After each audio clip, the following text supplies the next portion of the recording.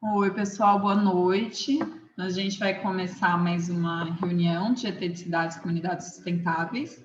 Hoje vai ser um grupo de estudos, mas só rapidinho antes do grupo de estudos, eu queria só lembrar, né, que hoje é o dia 8 de março, Dia Internacional da Mulher, e eu vou passar aqui no chat, e até depois pensei em passar no grupo do WhatsApp, um GE e um texto que a gente fez ano passado, em março, né, junto com o GT de Gênero, que ficaram bem legais, assim, o texto é sobre um guia prático de mulheres e cidades, e agora eu estava lembrando, o GE não tem gravação, então, na verdade, a gente não gravava naquela época, o André até me lembrou aqui, mas o texto eu vou passar para vocês. E aí eu queria também lembrar que o GT de Gênero está criando atividades para esse mês sobre o tema, né? E eles estão precisando de gente para colocar a mão na massa, assim, para conseguir construir as atividades. E aí a Ana Rosa, que é uma das coordenadoras do GT, veio na nossa reunião semana passada, né? Para dar o repasse, enfim, para reforçar que eles estão super abertos para contribuição. Então, quem tiver interesse pode falar comigo que eu passo o contato delas. Que eu acho legal a gente levar tanto a perspectiva da cidade quanto trazer também essa perspectiva do gênero depois para o nosso GT e fazer essa união, né, dos temas. E aí seria isso. Eu vou passar então o texto, o GE, desculpa, eu confundi aqui, a gente não tem gravado, mas o texto ficou bem legal. E é isso, Nath, pode começar.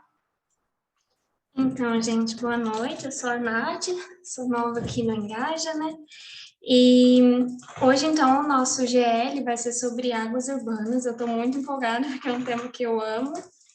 A gente chamou, e eu já queria agradecer, né, o Ícaro e a Nayara. E aí eu vou pedir para o Ícaro e a Nayara se apresentarem nessa ordem, Ícaro e Nayara. E aí depois o Ícaro vai começar, né, a apresentação dele e no final a Nayara também vai falar um pouquinho aí pra gente, tá bom? Pode começar, Ícaro.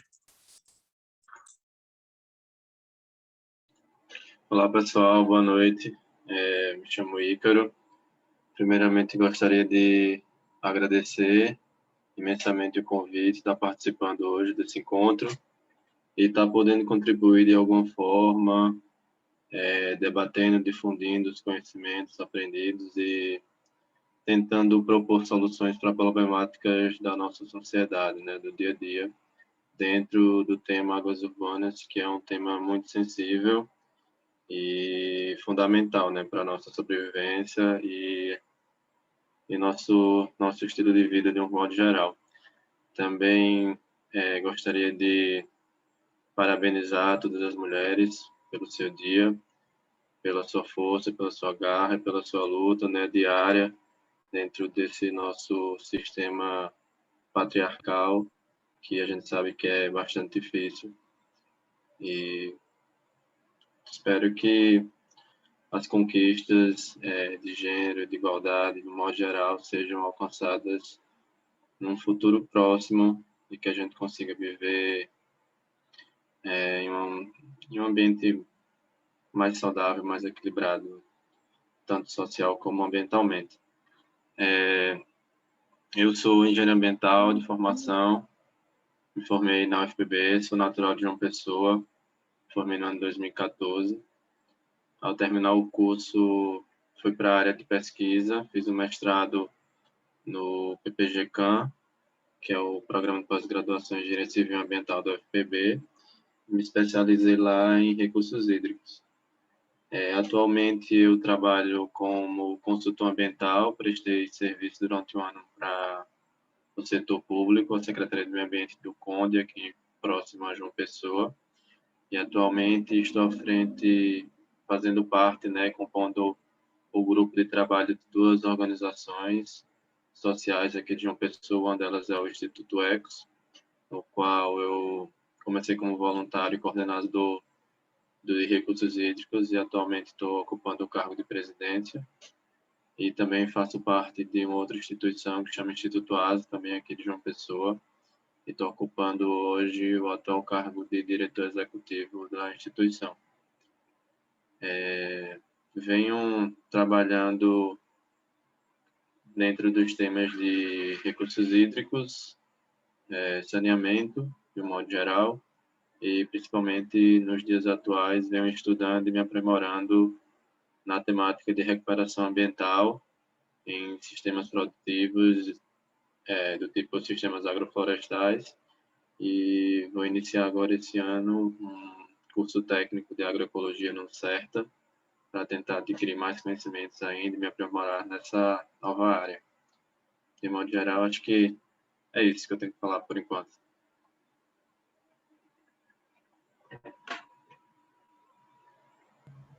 Bom, acho que eu sigo aqui, mas, gente, eu vou abrir minha câmera e eu queria muito que todo mundo abrisse também, porque, né, ficar falando aqui para a telinha, sem ninguém, é muito chato. Então, eu queria muito ver a carinha de vocês. Ai, muito bem, agora sim, gente, agora é a próxima reunião, que bom. A gente já está tão triste aqui no Zoom, sem presencial, sem abraços, não dá. Bom, já fiz uma revolução aqui, já cheguei causando, mas é isso. Para quem não me conhece, eu sou a Nayara, eu sou uma das coordenadoras gerais do Engaja, então eu faço parte do comitê facilitador, né? Que é o núcleo administrativo aí do Engaja. Fui convidada aqui, uma honra estar aqui para falar de um tema que eu gosto muito, mas não sou assim super expert, mas aprendi bastante também trabalhando com, então eu fui a coordenadora da campanha que o Engaja já teve, né? A gente fala campanha da água, mas ela tinha o nome, né, de Fala E, as vozes da água. Então foi uma campanha super legal que a gente fez em 2017, vou contar depois um pouquinho para vocês, mas é um pouco do porquê que eu tô aqui, mas eu venho aí, meu histórico profissional, eu trabalhei um pouco com isso, eu sou formada em Química Ambiental, apesar de já quase nem dizer isso, porque realmente faz um tempinho aí eu trabalhei muito pouco nessa área, então eu não lembro de muita coisa, gente, então não me façam perguntas de química, tá?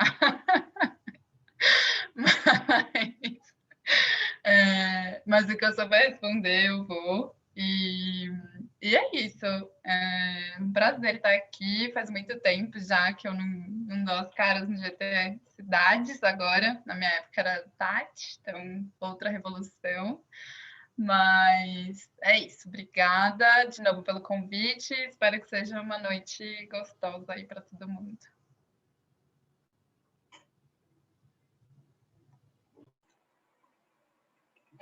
Então, no caso, já posso começar aqui com a explanação sobre o tema, não é isso?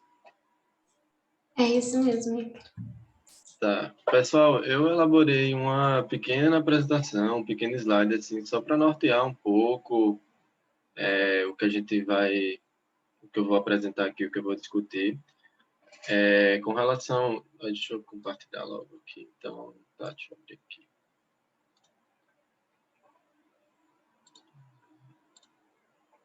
Vocês estão vendo a tela?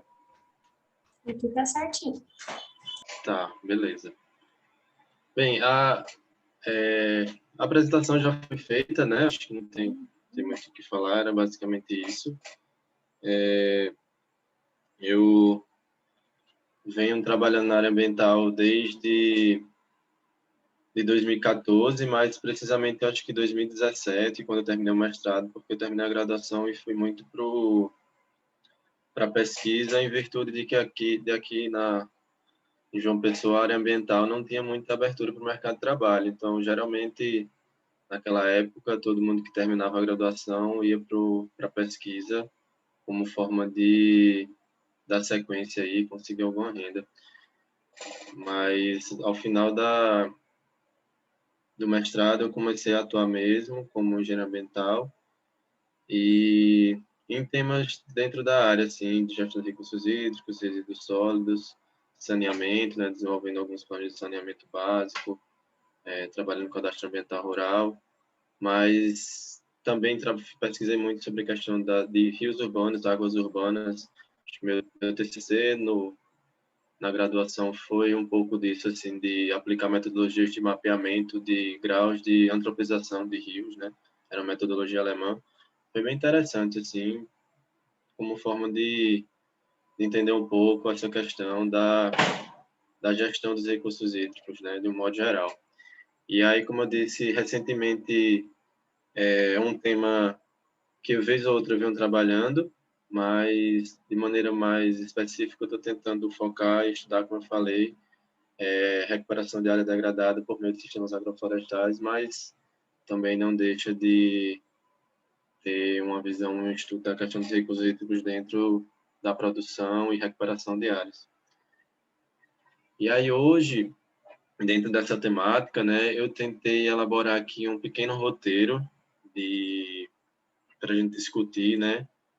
E aí, como eu não sabia e também não ficou claro como era o público, quem ia estar participando, eu tentei fazer uma coisa mais simples, não tão aprofundada, mas mais para a gente entender a dinâmica, as coisas, debater as problemáticas e mais na parte do diálogo e pensando. Tanto é que acho que vai ter algumas coisas na apresentação que eu vai vindo aqui na cabeça eu falando, porque nem vai estar muito aqui. Mas, enfim, eu pensei em trazer mais essa primeira temática do ciclo hidrológico e bacias hidrográficas, meio que uma revisão, um entendimento, porque não tem como a gente falar de águas urbanas sem ter noção um pouco disso, justamente. Depois, a gente vai abordar um pouco do processo de urbanização e desenvolvimento das cidades, né, os aglomerados urbanos, megalópolis, que aí é onde traz o conceito de águas urbanas, né, a formação e o processo de urbanização. Aí um pouco das águas urbanas, as legislações pertinentes na área, né, traz um pouco aqui pontuar as problemáticas do tema, soluções e algumas considerações finais. Então, basicamente, eu acho que foi esse roteiro que eu elaborei para esse momento de hoje. Beleza? Bom, ciclo hidrológico, eu acho que todo mundo tem noção, basicamente, de como funciona o ciclo da água dentro do planeta Terra, né? Muito se fala que é um recurso que não tem fim, porque realmente ele está dentro de um ciclo, ou seja, ele está sempre se renovando. Contudo, a disponibilidade desse recurso para o ser humano, ele acaba ficando limitado a partir do momento que a gente não tem uma gestão adequada desse recurso. Então, quando a gente começa a poluir, então um recurso que teoricamente é ilimitado, ele acaba sendo limitado para nosso uso e para o uso de outras espécies que compõem o nosso ecossistema.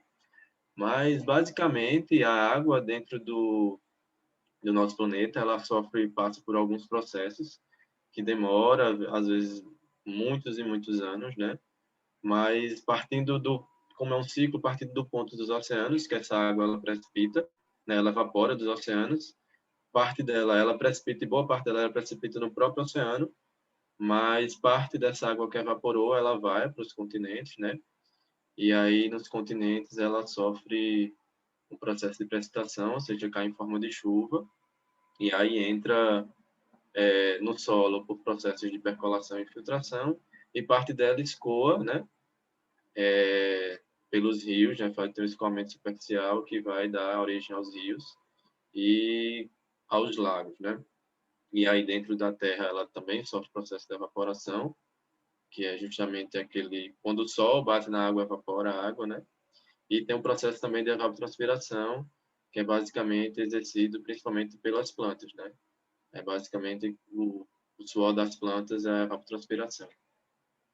Então, meio que isso é um ciclo fechado, integrado, né, da água. Então, ela vai superficialmente, corre pelos rios e volta para o oceano, e pelo subsolo também ela vai percolando, passando pelos aquíferos, né, e de uma certa forma, na maioria dos casos, ela acaba retornando para o oceano e volta de novo para esse ciclo hidrológico. Então, basicamente, o ciclo hidrológico é isso, tem esses pontos. E aí, o mais importante de se entender é isso. o H2O, né? A água, a quantidade dela basicamente não se altera no planeta Terra, né? A não ser quando a transformação da molécula H2O em si, mas na maioria dos casos isso é muito irrisório para a quantidade de água que existe no planeta Terra. Mas, como eu falei, com relação à disponibilidade desse recurso para o nosso uso, ele não é infinito. Ele tem um fim. Se a gente não começar a entender e perceber isso, nós vamos ter sérios problemas com relação à gestão desses recursos e os conflitos do uso da água, né? A gente já vive diversos conflitos com relação ao uso da água para os seus diversos setores, né? Industrial, agrícola e abastecimento humano. Então, você está abordando o tema de um recurso que é limitante à vida, de um modo geral, você tem que ter um olhar sensível a entender essas questões. Tá, passado isso, eu queria trazer um pouco, dentro do ciclo hidrológico, a questão das bacias hidrográficas, que é o que vai, basicamente, nortear a gestão dos recursos hídricos de forma mais prática e de forma mais impactante no nosso dia a dia, né? A bacia hidrográfica nada mais é do que um limite geográfico, na qual toda a água que cai naquele limite, ela vai escoar para um curso d'água, um curso principal, né? Vão ter lá o seu alto curso, médio curso e baixo curso, e vai sair numa foz, né? Que pode ser um oceano ou um outro rio maior. Então, existem grandes bacias hidrográficas, e essas bacias hidrográficas, elas são divididas em subbacias. Essa imagem mais à esquerda dá para ver, né? Uma imagem do divisor de uma bacia hidrográfica. Então, o que está do lado de dentro dessa linha seria toda a água que cai para ir contribuir para essa bacia hidrográfica, e a água que cai fora vai contribuir para uma outra bacia hidrográfica. Então, geralmente, a gestão dos recursos hídricos são feitas dentro das bacias, né? Do conceito e do entendimento de bacia hidrográfica. E aí, essa outra imagenzinha aí também tem o conceito de uma microbacia, que são porções de pequenos cursos d'água que vão se juntando e vão agregando e formando uma bacia ainda maior. Então, assim, às vezes existem debates mais macro, de grandes bacias hidrográficas, e debates mais intimistas em microbacias, onde você quer ter discussões mais pontuais, né? Então, eu acho que é basicamente isso, a definição de bacia hidrográfica e dos rios, né, e dessa dinâmica aí do escoamento das águas dentro dessa área geográfica, dessa delimitação geográfica. Então, a gente entender isso também para ter uma noção da gestão dos recursos hídricos é fundamental, porque a gente pode estar em uma parte do rio, né? A gente pode estar localizado numa parte do rio, e como ele é dinâmico, a gente pode sofrer influência de quem está mais acima desse trecho, e também a gente pode influenciar quem está mais abaixo desse trecho, né? Então, entender a dinâmica do fluxo das bacias hidrográficas e de onde a gente está dentro da bacia hidrográfica é fundamental para a gestão desse recurso. Tá. Falado um pouco disso, né, de ciclo hidrológico e bacias hidrográficas, eu acho que eu trouxe a ideia aqui do processo de urbanização, bem superficial, assim, para a gente discutir essa questão, de como a nossa sociedade veio evoluindo e como a gente chegou até os dias de hoje, né, nesses aglomerados urbanos, né. Então, ao longo dos anos, a sociedade ela sofreu diversas modificações, especialmente no que tange à apropriação do espaço geográfico, né? A gente sabe que nossa espécie ela começou caçando, né, e se movimentando nos espaços, e com o passar dos anos foi se fixando mais, né, começando a cultivar seus alimentos e ficando mais fixo nos territórios, né? E aí, um pouco mais para frente, em meados de 1800, a população mundial era praticamente rural, né? Apenas cerca de 3% das pessoas viviam nas áreas urbanas, consideradas urbanas. E o que foi que tiveram alguns fatores que fizeram com que as áreas urbanas, as pessoas começassem a ocupar mais esses espaços urbanos. O principal deles foi o aumento, né, foi a Revolução Industrial e o aumento das indústrias, né? Esse avanço tecnológico, né, ele fez com que as pessoas começassem a ir para as cidades, procurar esses pontos de desenvolvimento tecnológico, porque eram lá que surgiam as maiores oportunidades de trabalho, né? E esse processo, ele não se deu de forma simultânea no mundo todo. Então, a gente sabe que alguns países hoje, eles são considerados países desenvolvidos, eles tiveram esses processos de urbanização primeiro do que os países subdesenvolvidos ou em desenvolvimento. A gente sabe que o Brasil é um país ainda em desenvolvimento, e esse processo de urbanização ele se deu um pouco mais tardio do que, no caso, como exemplo, na Europa, né? Então, não foi o desenvolvimento e o processo de urbanização no mundo não se deu de forma, num período ao mesmo tempo, de uma vez só. E aí, alguns fatores influenciaram, né? Como eu disse, um deles foi a Revolução Industrial, mas também outro ponto que fez com que acontecesse bastante imigração foram as guerras mundiais também contribuíram com esse processo de imigração, né, de pessoas, de movimento de população em busca de melhores condições de vida, de oportunidades de trabalho e de emprego. Então, esse processo, essa dinâmica fez com que as pessoas começassem a mudar e se apropriar do espaço geográfico de outra forma, né? Meio que se concentrar mais. Segundo a ONU, cerca de 54% da população mundial vive em zona urbana, né? E a própria ONU projeta que para no ano de 2050 seja 66% da população mundial esteja vivendo em áreas urbanas. O crescimento da população urbana mundial, por ser elevado, especialmente nos países em desenvolvimento ou subdesenvolvidos, ela não ocorre de maneira sustentável, né? Então, assim, à medida que a gente tem um ideal, entre aspas, assim, né, que é o desenvolvimento, pelo menos o que se almeja, um exemplo, que os países desenvolvidos almejam o desenvolvimento dos países europeus ou, no caso, norte-americano, esse desenvolvimento ele não ocorre muitas vezes de forma organizada e sustentável. E aí isso acarreta diversos problemas sociais, ambientais e climáticos, né, que a gente vai discutir um pouco mais para frente. E aproximadamente 900 milhões de pessoas que foram para as cidades, elas, por esses motivos, né, de um desenvolvimento desordenado, elas vivem em favelas, né, ou em aglomerados subnormais, né, inseridas num contexto de miséria, fome, diversos problemas de saúde que a gente vê no nosso país, mas também no mundo todo, né?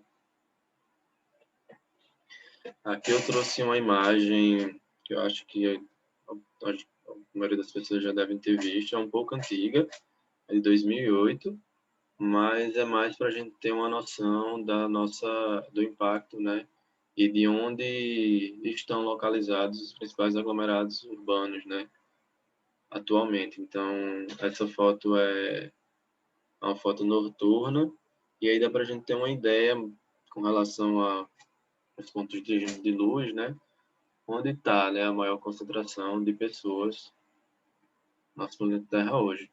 Então, a gente vê ali os Estados Unidos e a Europa com uma grande concentração de população em pouco espaço de terra. E no Brasil, esses maiores aglomerados estão na faixa do litoral, né? E principalmente ali no Sudeste, na região Sudeste. Bom, trazendo aqui um pouco a questão da urbanização no Brasil, eu trouxe algumas informações com relação à taxa de urbanização, né? Com base em dados do IBGE. E a gente vê aí nessa tabela o avanço, né, de 1940 até 2010, o quanto subiu a taxa de urbanização no nosso país, tendo um avanço significativo ali em 1960 em diante, um avanço bem expressivo na concentração da população em zonas urbanas, chegando no ano de 2010, onde ocorreu o último censo, né, esse valor chega a 84, mais de 84% da população está vivendo em zona urbana.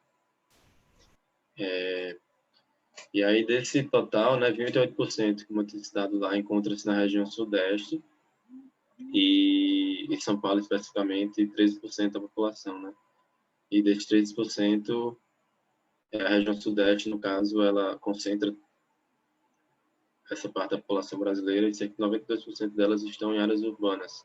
O centro-oeste é a região mais populosa do nosso país.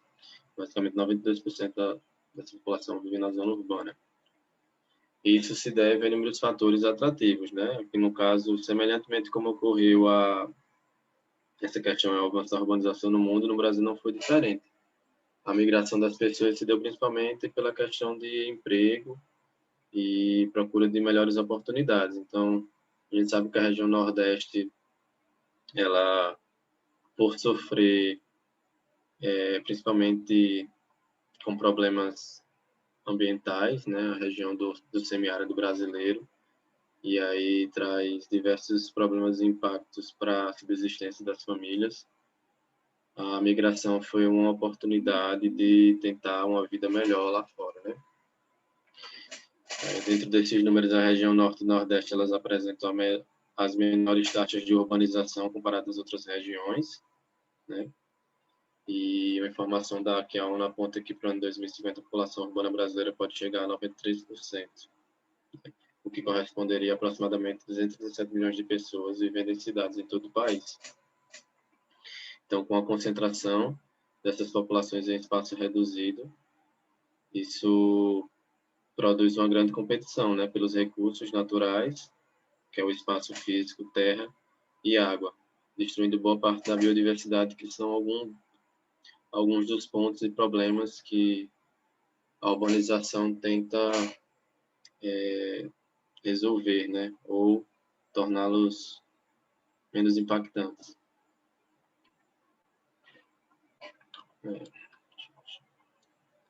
Então, ainda dentro dessa temática do desenvolvimento urbano, né, a urbanização e a questão do desenvolvimento urbano, entendendo toda essa problemática desse avanço, dessa grande concentração de pessoas num pequeno espaço, começaram a se debater e discutir, né, essas questões de nortear melhor o desenvolvimento dessas populações.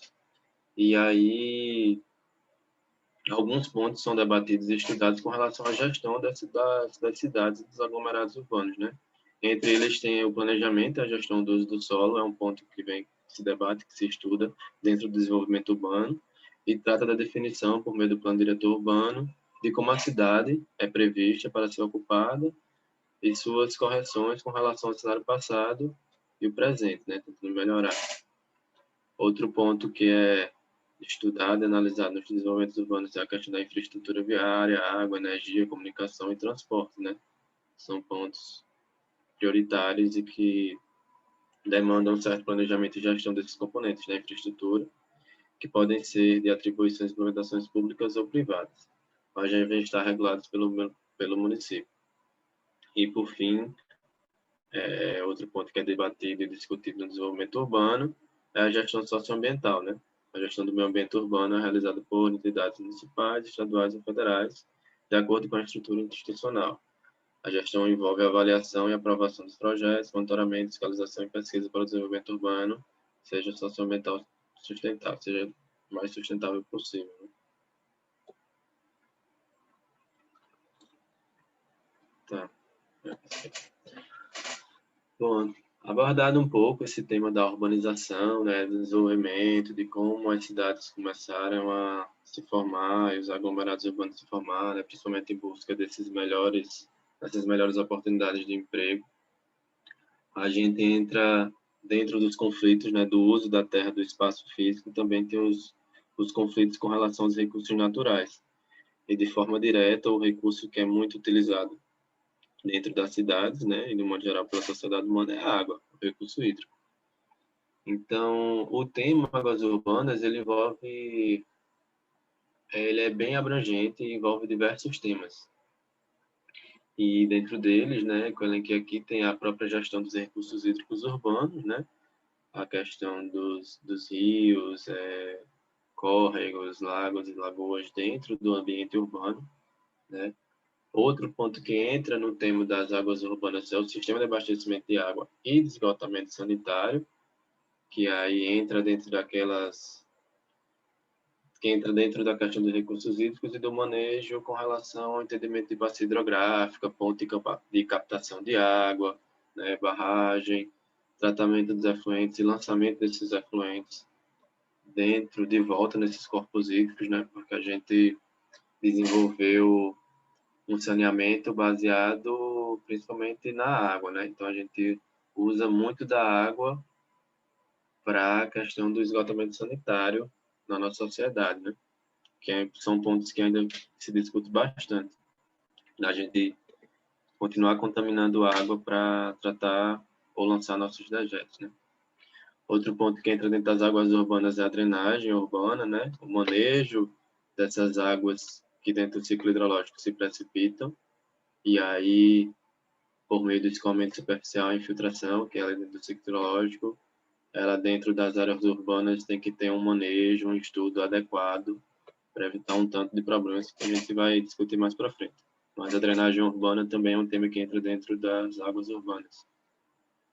E aí, a drenagem urbana ela está muito ligada à questão de inundações, enchentes e alagamentos, né?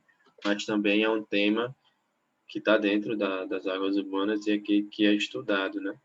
Dentro dessa temática. E, por fim, eu elenquei aqui a questão dos resíduos sólidos, também entra dentro da questão das águas urbanas.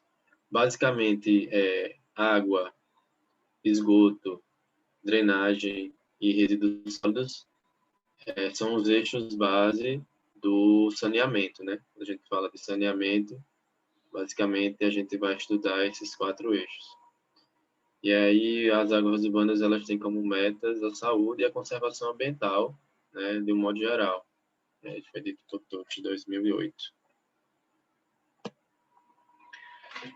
Tá, aí só para ilustrar esses pontos, né, que eu trouxe aí, eu trouxe algumas imagens aqui da minha cidade, de João Pessoa. Então, essa primeira aqui de cima eu esqueci de enumerar e vou colocar a legenda, mas essa primeira aqui em cima do lado esquerdo é o principal reservatório que abastece a grande João Pessoa, né, a capital da Paraíba aqui e algumas cidades próximas. Elas vêm desse reservatório chamado do Rio Gramame, Mamoaba. É um reservatório que, na prática, sofre muito com a pressão antrópica, principalmente da agricultura e da especulação imobiliária também. Eu acho que a gente tem gente aqui de todo canto do Brasil, né? Eu acho.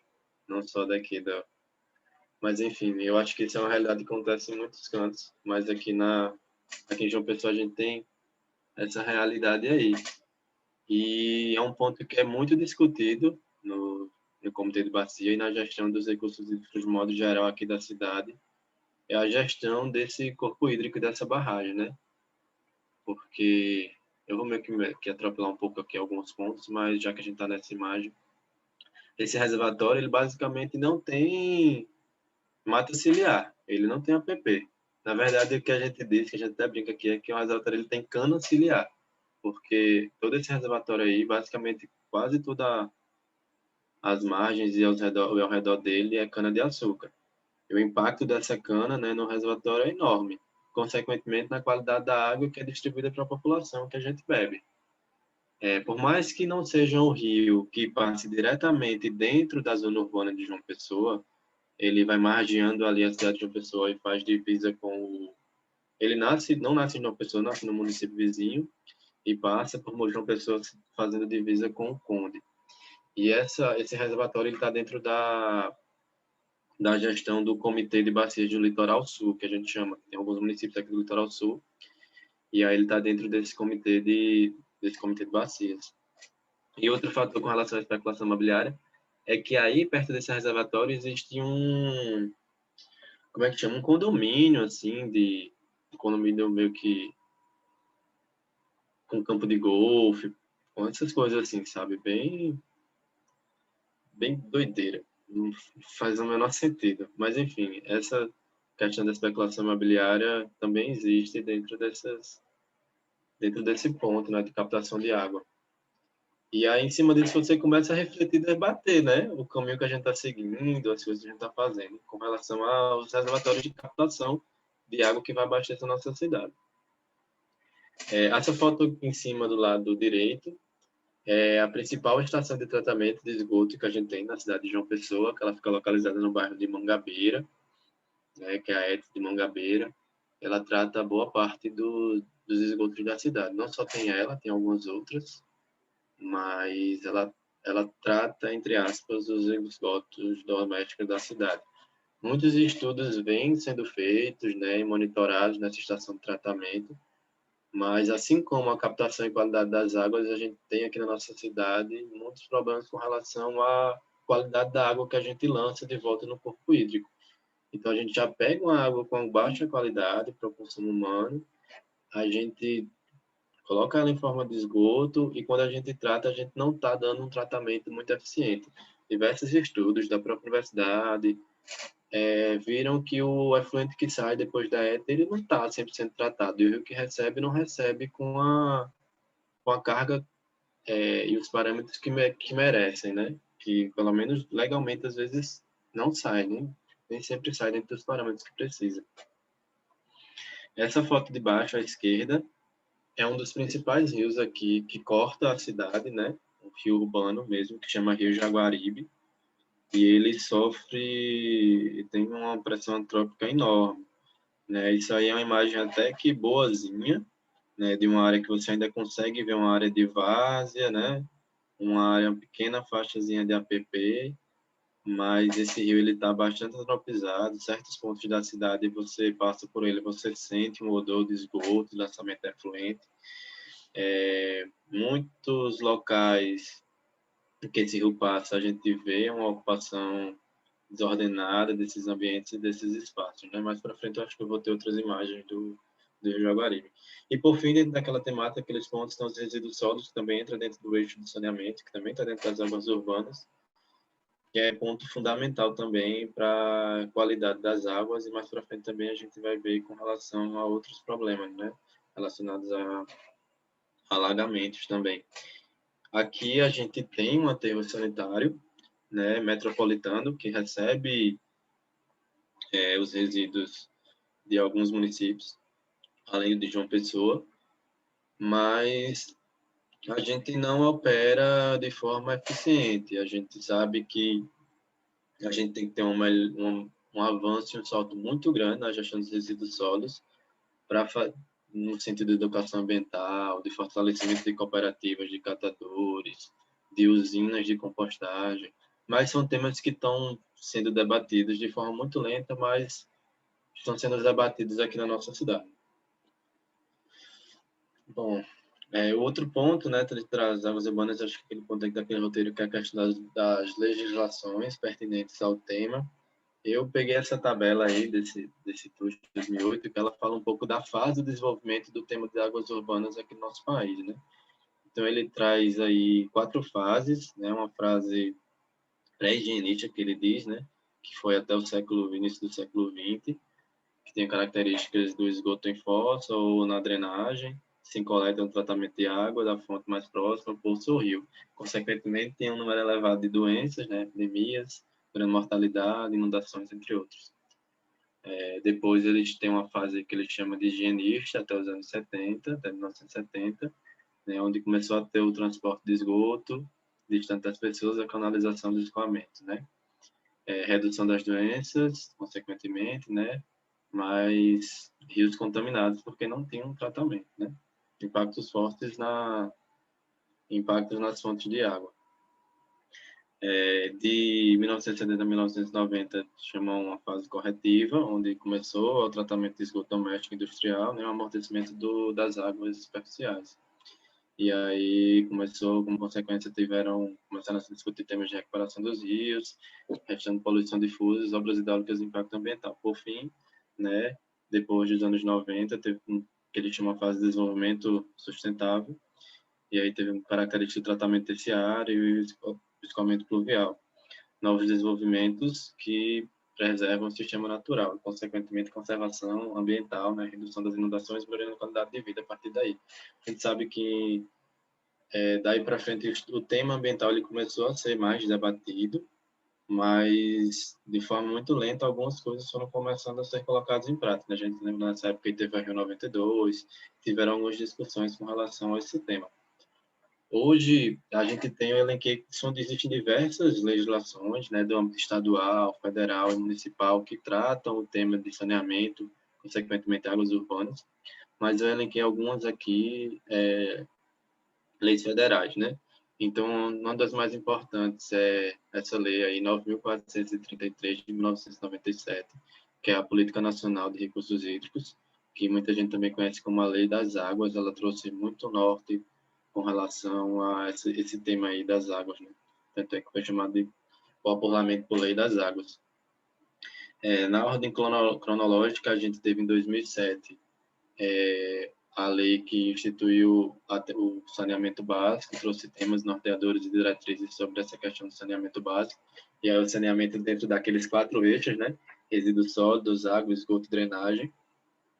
Depois dela, se instituiu a Política Nacional de Resíduos Sólidos, né? A Lei 2.305 de 2010, como forma de tentar meio que os resíduos sólidos estavam dentro dessa lei de cima aí do saneamento, mas aí acabaram criando uma lei específica para os resíduos sólidos na tentativa de extinguir os lixões, que era uma problemática que a gente enfrenta até hoje, né, no país como um todo, mas aí eles tentaram dar uma ênfase a essa questão, né, essa problemática que era muito visível, né, os lixões, a gente tinha problemas muito visíveis, e a Política Nacional de Resíduos Sólidos veio na tentativa de resolver esses problemas. A gente sabe que até hoje muitos municípios aqui do estado da Paraíba ainda estão lutando para desativar lixão e destinar os resíduos de forma minimamente menos impactante, né, em aterros sanitários.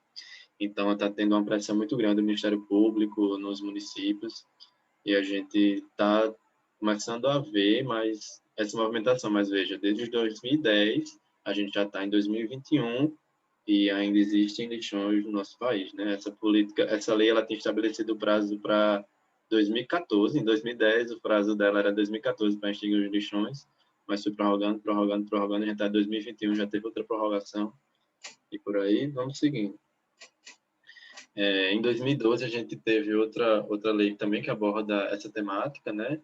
Que foi o novo Código Florestal. No Código Florestal tiveram algumas mudanças, mas basicamente traz as questões e a discussão de área de preservação permanente para os recursos hídricos, né?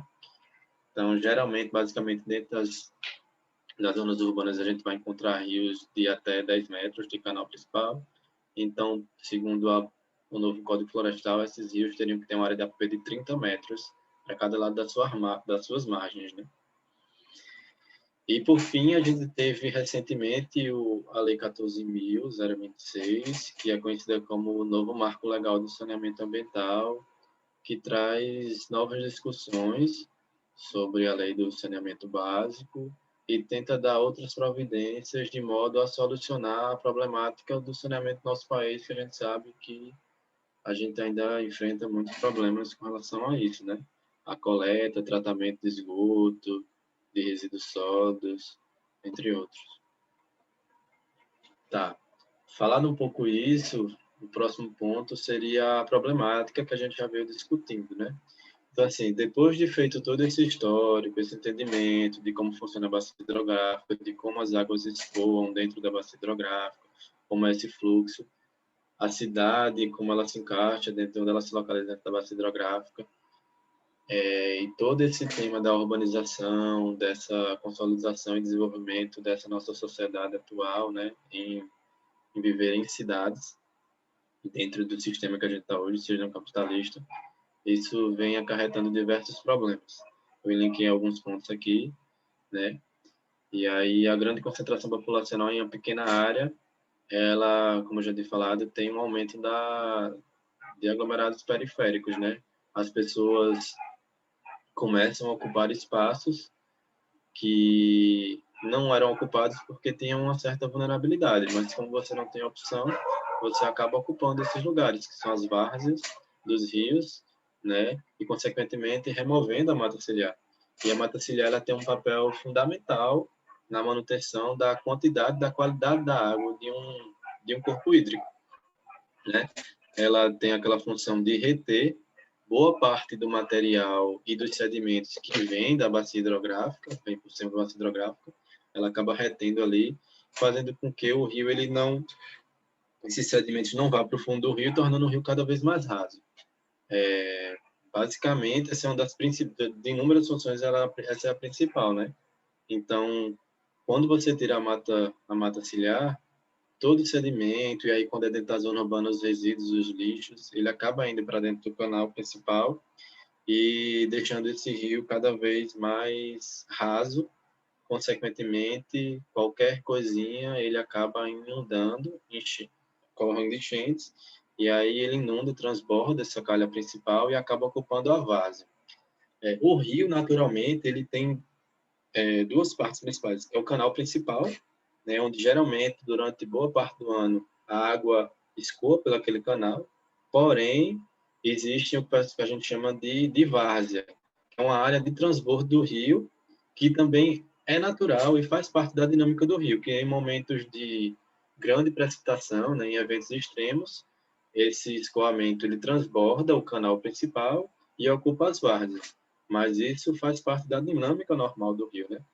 Porém, com essa ocupação desordenada ou felizmente, principalmente por não ter outros locais, né, de ocupar, a gente vê o avanço das habitações nesses locais, né, nessas várzeas.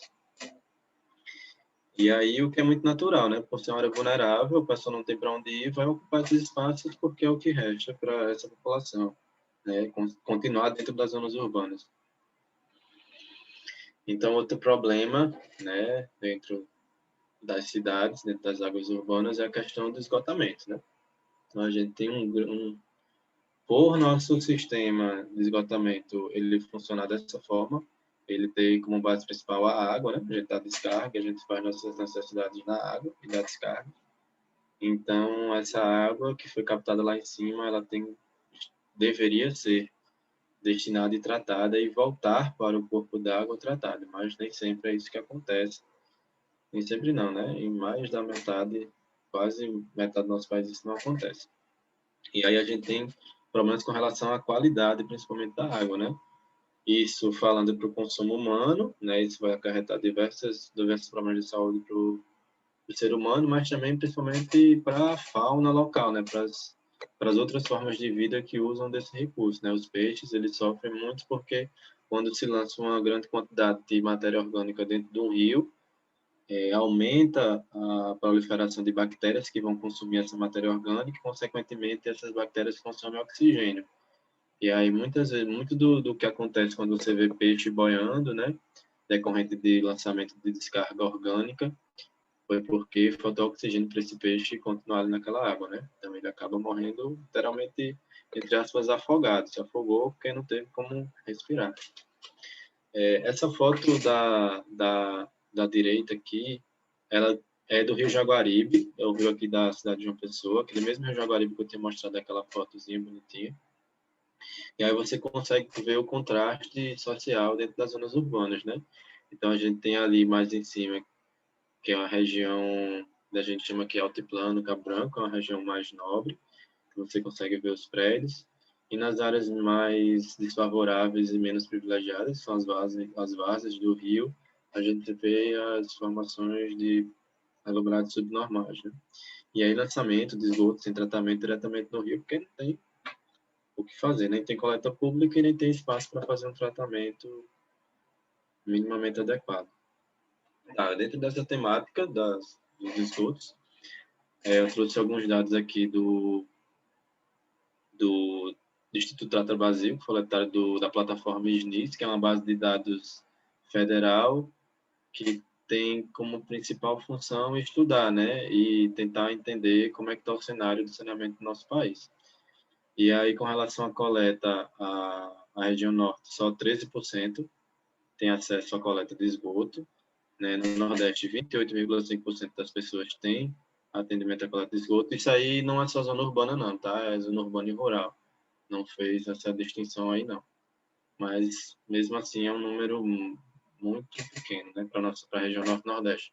O Sudeste, 79,21% dos esgotos gerados são coletados, no Sul, 46%, e no Centro-Oeste, quase 60%.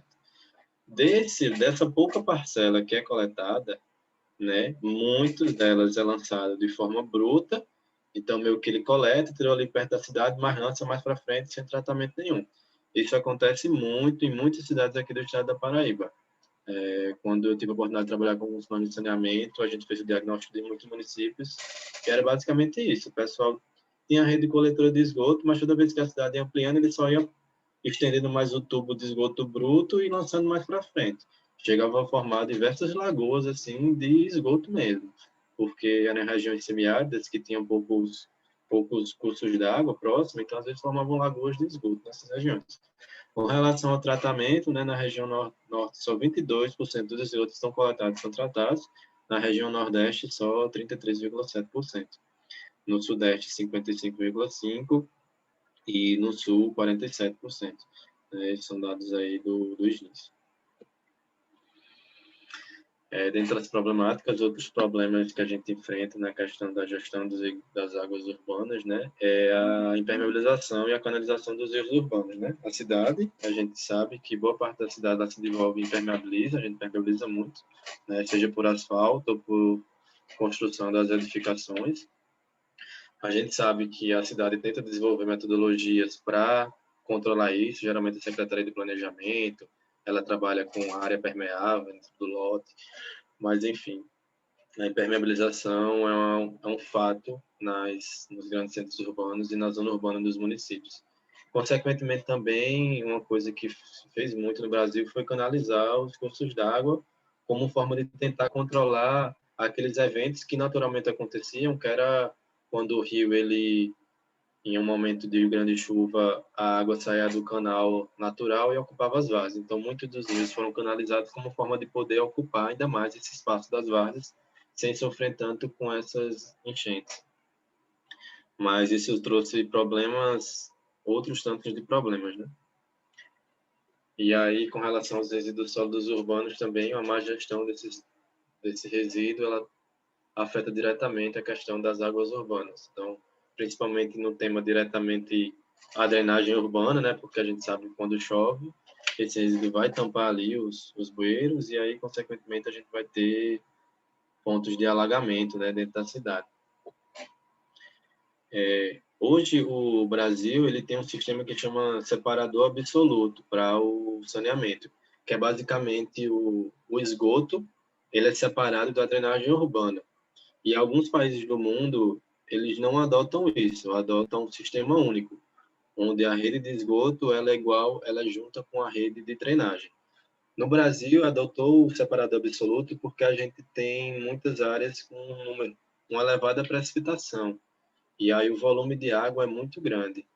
Então, esse também foi um dos motivos que fizeram com que a gente tivesse um sistema separado para as águas urbanas, para o manejo das águas urbanas e o tratamento dos efluentes, né, dos esgotos. E aí, com relação aos resíduos sólidos, eu trouxe aqui esses pontos para a gente entender um pouco melhor sobre a diferença entre enchentes ou cheias, inundação, alagamento e enxurrada.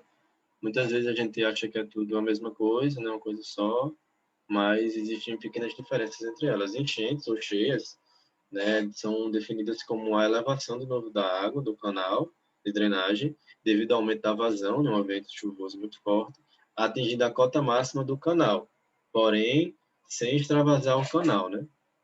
Sem ir para aquela área que a gente chama da várzea, né, do canal, que é aquela área de suporte que o rio tem para enfrentar esses momentos de precipitação extrema. A inundação, ela já é o transbordo das águas, né, do curso d'água. Então, ele transbordou o cano natural, né, foi para a várzea, então ele teve uma inundação ali, passou, inundou, né, atingindo a planície de inundação, hora de várzea. Então, é natural, né? Tem enchente, é natural, o rio encheu, momento chuvoso ele encheu, e inundar também é natural, né? Que é a área de transbordo. O problema é que quando isso acontece nas zonas urbanas e em locais que foram ocupados de forma irregular, e isso traz transtorno, né? Essa imagem aí de cima é de uma região de um transbordo, de uma inundação, né? Do Rio Jaguaribe, também aqui numa comunidade que chama de São José, o bairro São José, que é uma área que hoje o município ele vem trabalhando e desenvolvendo projetos para requalificar essa área e relocar essas famílias daí. Então, já existe um projeto, né? O Jaguaribe é bem extenso, mas algumas etapas desse projeto já aconteceram. Nós temos o alagamento, que, pelo menos aqui em João Pessoa, vem se tornando cada vez mais frequente. Essa foto aí foi de um evento que aconteceu recente aqui em João Pessoa. O mês de fevereiro ele teve um evento climático com uma recorrência muito alta, né? Choveu quase mais de 300 milímetros, se eu não me engano. Em 2 semanas, assim, no finalzinho do mês de fevereiro, choveu quase 300 milímetros. Isso aí, 300 milímetros é a média do mês mais chuvoso aqui no período chuvoso de João Pessoa, que é o mês de julho. Chove por aí, 300 milímetros no mês todo de julho. Isso choveu no mês de fevereiro. Em 2 semanas, um mês que chove, acho que chove 1/3 disso aí. E aí, a cidade, devido ao seu avanço, e muito também por questão do caso dos resíduos sólidos e das redes de drenagem entupida, né, começou a alagar certos pontos. Então, o alagamento nada mais é do que o acúmulo momentâneo das águas em determinados locais por deficiência no sistema de drenagem, né, que cobre a parte da planície. E a enxurrada, por fim, ela é o escoamento superficial concentrado e com alta energia de transporte, que pode ou não estar associado às áreas de domínio dos processos fluviais, ou seja, a enxurrada ela pode estar ali acontecendo dentro do rio, quando o rio tem uma elevação, um aumento na sua velocidade de escoamento, mas também ela pode acontecer dentro da cidade, fora de um leito natural de um rio, em virtude de um alagamento, né? E o alagamento, por as águas não conseguirem drenar, ela acaba se deslocando em forma de enxurrada em certos casos extremos. Tá, e por fim, eu não sei nem como é que tá meu tempo, gente. Tô falando aqui e... Deixa eu ver se eu abro o chat aqui, mas vou tentar dar uma acelerada aqui. Outro ponto para a gente discutir são as soluções, né? Então, diante de todos esses problemas que envolvem as gestões dos recursos hídricos urbanos, né, das águas urbanas, o que é que a gente pode tirar de lição e o que é que a gente pode desenvolver e fazer para minimizar esses impactos, né, e esses problemas dentro das cidades? Então, a primeira coisa é cada vez mais trabalhar na questão do planejamento dos espaços urbanos, né, e ter uma gestão integrada dos recursos hídricos.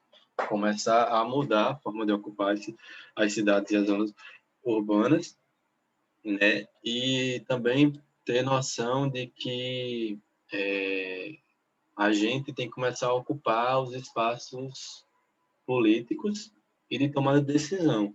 Um deles é o Comitê de Bacia, que eu citei aqui, né? O Comitê de Bacia ele é fundamental para a gestão dos recursos hídricos dentro da bacia hidrográfica. Então, no caso, a gente aqui do Instituto Ecos tem uma cadeira no Comitê de Bacia do Litoral Sul, né, que contempla o município de João Pessoa. E lá são discutidas medidas e ações, né? É um comitê que envolve todos os setores, né? O setor público, o setor privado e o terceiro setor, né? A sociedade civil. E aí ali é um momento onde se discute e se propõe soluções para os problemas das águas dentro da bacia. Isso aí é na zona urbana e na zona rural, mas geralmente, pelo que a gente explicou, que na zona urbana tem a maior concentração de pessoas, a maioria dos problemas estão ali nas zonas urbanas para ser discutido. Então, a gente ocupar esses espaços é uma forma de estar contribuindo, né, e propondo soluções para resolver esses problemas. E aí, outro ponto é começar a repensar, né, a cidade com relação à impermeabilização, né, e começar a plantar mais árvores e entender a importância da infiltração, né, do processo lá do ciclo hidrológico da infiltração para a diminuição do escoamento superficial e, consequentemente, evitar os problemas de inundação, né, Então, o rio parar de inundar com uma chuvinha, que ele inundar só numa chuva muito grande, no evento extremo, qualquer chuvinha ela acaba inundando, porque você tem um escoamento superficial muito alto, né? Pouca taxa de infiltração dentro da zona urbana. Ícaro, só sobre o tempo, tem 3 minutinhos ainda. Tá, estou terminando. Por fim, as outras soluções dentro da questão da educação ambiental, né? Então, é um tema muito importante para ser debatido dentro das problemáticas do uso dos recursos hídricos e do uso sustentável de uma forma geral. O consumo consciente foi uma coisa que eu ponderei aqui também, né? O empoderamento e a ocupação dos espaços públicos, como eu de hortas urbanas, né? Adotar sistemas de captação de água de chuva como forma de diminuir a quantidade e o volume de água que vai para a drenagem urbana e escoamento superficial, né? São pontos que podem ser discutidos e entendidos como soluções para amenizar esses problemas das águas urbanas. Outras soluções é a revitalização e restauração dos rios urbanos, né?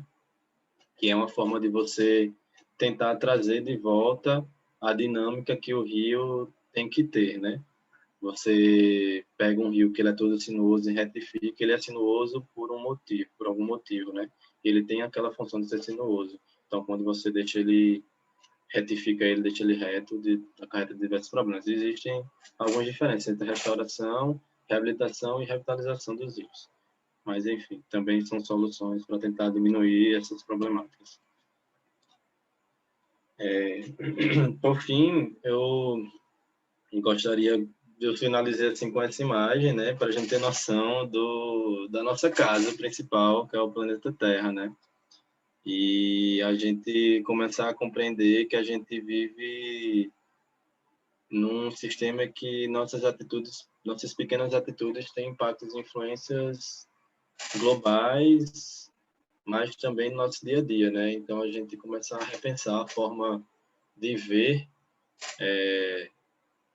de nos vermos e entendermos a nossa função dentro desse planeta, né, como espécie que atua em conjunto com outras espécies e com toda essa dinâmica física e biológica, a gente começar a repensar isso nas nossas relações humanas e de vida, começar a repensar nosso modo de vida, nossa forma de agir, que isso vai ter impacto direto em todos esses problemas que a gente citou aqui dentro da gestão dos recursos hídricos e das águas urbanas. Então, era basicamente isso que eu queria trazer hoje para a gente refletir e discutir. E agradeço o espaço, espero que não tenha passado muito tempo. Tá tudo certinho. Muito obrigada, viu, Ícaro? Agora a Nayara vai falar um pouquinho, né, da experiência dela para a gente, uns 10 minutinhos, e aí a gente vai abrir para perguntas. Se vocês também quiserem, as perguntas depois podem falar, né, com o microfone aberto, ou se quiser mandar no chat aqui, depois eu vou lendo, não tem problema não. Eu vou passar a palavra para a Nayara. Boa. Obrigada, Nath. Nossa, obrigada, Ícaro, também aí pela aula. A gente sempre ouve falar de muita coisa, mas, enfim, sempre bom ser lembrado e ter quem estuda e gosta muito do tema também explicando. Gente, fui convidada aqui para contar um pouquinho de como foi a experiência que a gente teve no Engaja com a temática da água. Então, eu acho que o Engaja nunca trabalhou especificamente com o tema, porque, enfim, ele é muito transversal aos grupos de trabalho, né? Então, foi um pouco do porquê, na verdade, surgiu a vontade de fazer uma campanha com essa temática, porque a rede, na época, então lá em 2017, estava demandando muito uma campanha nacional que falasse de um tema que pudesse agregar todos os grupos de trabalho. E aí, por muitas razões, a gente escolheu o tema de água, que era, né, óbvio, é um tema tão importante e tão essencial para a gente. E aí também movida um pouco, assim, né, pelo fato de que em 2018, então no ano seguinte, ia acontecer o Fórum Mundial da Água em Brasília. Então, a gente que pouco gosta, né, de participar das conferências e causar nos espaços, a gente falou, bom, muito perfeito esse time, né, esse tempo aí, vamos fazer uma campanha com a temática de água. E aí depois a gente pensa na participação do fórum. Assim, eu não fiz uma apresentação, tá? Mas eu juntei aqui, tipo, uma imagem, para vocês, ao invés de ficar vendo aqui minha carinha, vocês veem pelo menos a fotinho, né, da campanha. Mas calma aí que, gente, eu sou meio ruim, assim, para as coisas de tecnologia, tá? Então, vocês me avisam se vocês estão vendo. Boa, valeu. Então, mas só para ficar aí bonitinho, essa é a nossa identidade visual, né? Foi a identidade visual da campanha. Então, a gente tinha aí todos os bichos representados como se fossem nossos voluntários. Assim, muito rapidamente, o que foi a campanha realmente foi uma campanha de mobilização e sensibilização dos jovens a nível nacional. Então, foram 11 cidades, principalmente, né? Então, 11 núcleos locais que participaram dessa campanha, bem próximo mesmo, mas outros núcleos, outras pessoas de diversos lugares também acompanharam, às vezes de forma pontual. Ela foi meio que dividida em duas fases, assim, então a primeira fase ela foi bem para a sensibilização mesmo, e aí, claro, né, tudo que o Engaja faz é bem para mobilizar os jovens e para incentivar a galera a ocupar os espaços de tomada de decisão. Então, essa primeira fase a gente fez alguns dias de atividades lá de ativismo, de ocupação de espaço público. A gente montou até tipo um labirinto, que foi assim uma das histórias mais engraçadas da minha vida dentro do Engajamundo. Mas a nossa ideia era realmente criar tipo um grande labirinto que tinha todas as formas de você se engajar, e aí se você escolhesse uma coisa, tipo, quero só fazer coisas a nível individual, você ia para um caminho. Aí depois isso se juntava com outra coisa que era tipo de meio político. Mas é óbvio que deu assim, não vou dizer que deu muito errado, mas deu muito trabalho.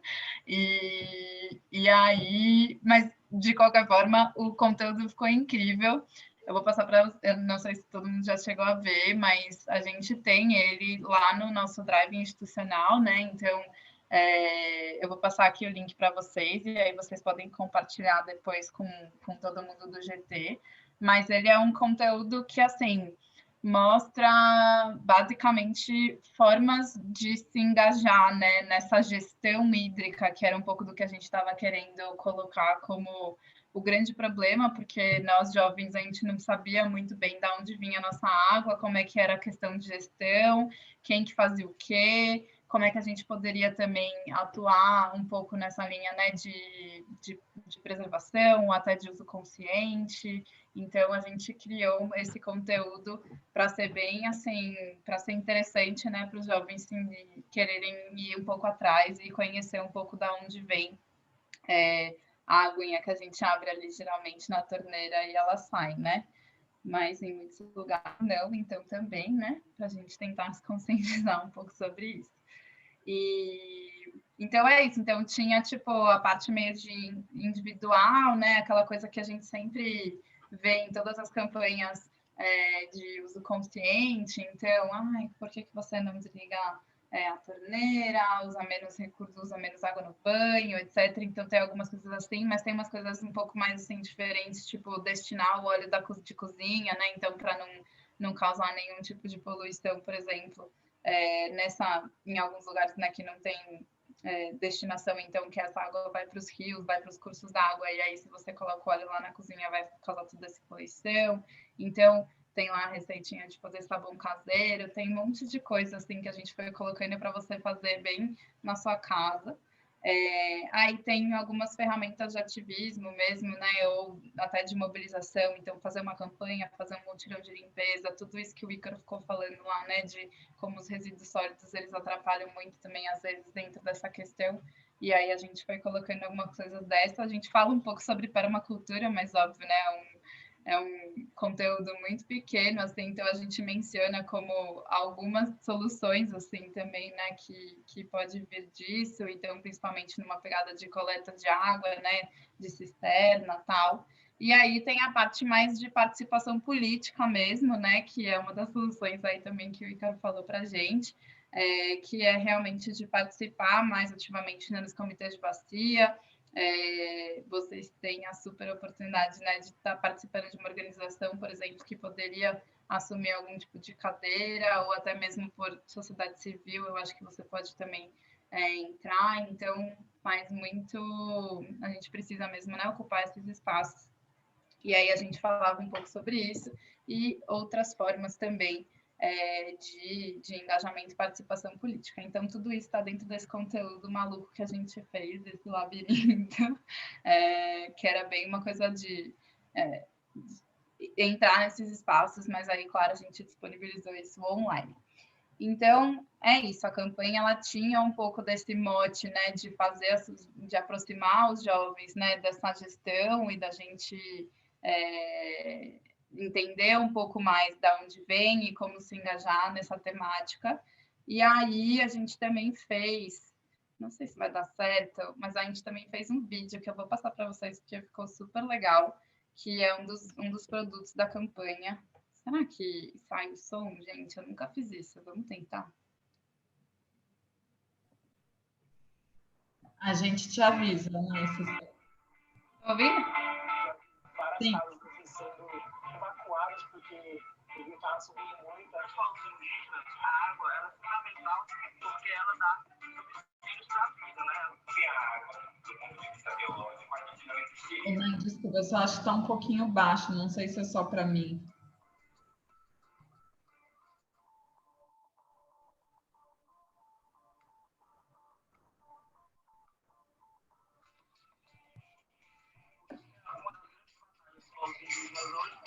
Não só a disputa e a demarcação do território, mas também a preservação dos seus rios, das suas lagoas. Não é todo dia que tem água, né?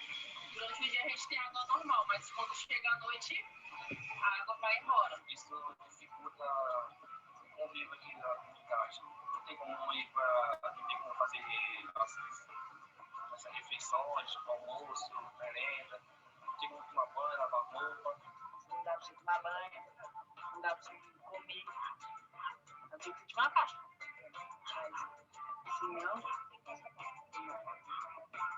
Durante o dia, às vezes você acordava e tinha água por 30 minutos, e aqueles 30 minutos todo mundo acordava cedo para juntar água, e às vezes, sei lá, acabava muito rápido e você tinha que, aquela água ali, usar durante um dia.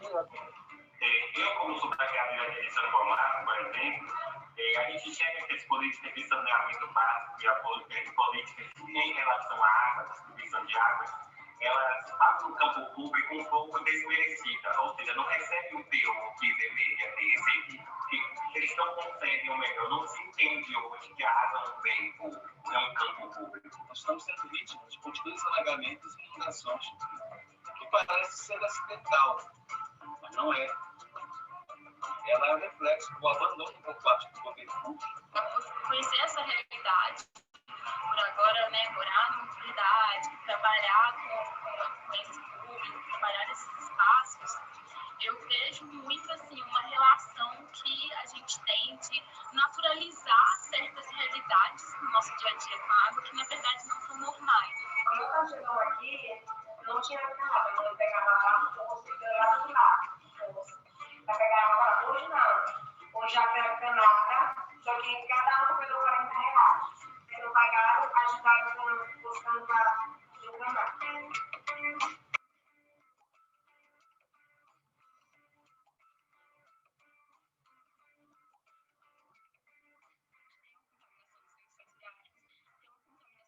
Direta da chuva, que vai leva isso para outros lugares.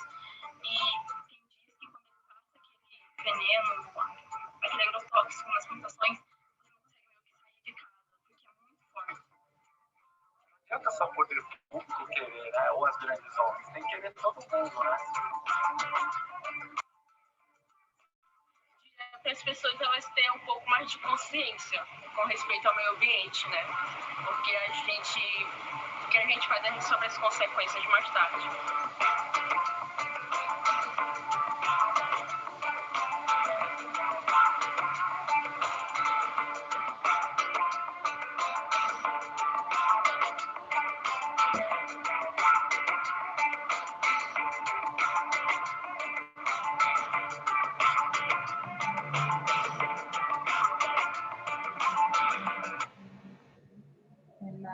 Boa.